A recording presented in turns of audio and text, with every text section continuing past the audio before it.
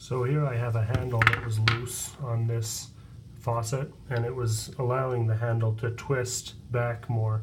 There was some confusion caused by that. We have two parts to this handle that affect how secure it is and whether or not it can turn on like this.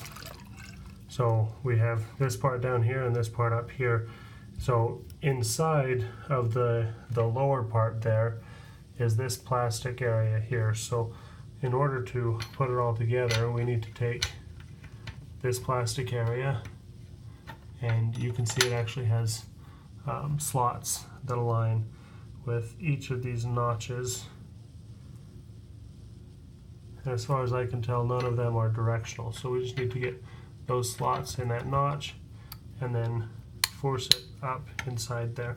So once that's done, it'll twist that plastic ring inside. You can see that's threaded, and then also this base here is threaded.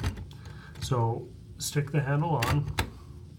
You can wiggle it around to make sure it's on the right direction. It'll only fit one way. As you can see, that is designed so that it will only fit in this one direction. So we get it all lined up, and then this bottom ring allows us to twist the rest of the handle, and the goal is to just get it tight enough that it sits flat. This lower silver part became loose a little bit, so it's not quite up where it needs to be, and it's not allowing us to tighten it all the way. So now that we have it up all the way, we're able to tighten it. And there might have been just some wear and tear on this one that allows it to still have so much play. This one doesn't. I'm going to check that a little bit more closely, but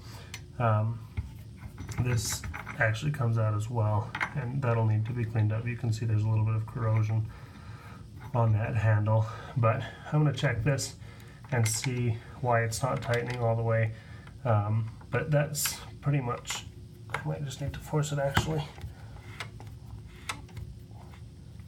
Yeah, so I just gave that a little bit more pressure. You can see that ring's no longer coming up and down. It's like this one. And yeah, so now it works. That's a tight fit. It's how it was designed to be. So in order to undo that, just again twist this lower ring, and then you have the upper ring, or the upper part of the handle as well, that fits on there. So if you need to take one of these apart, that's the process.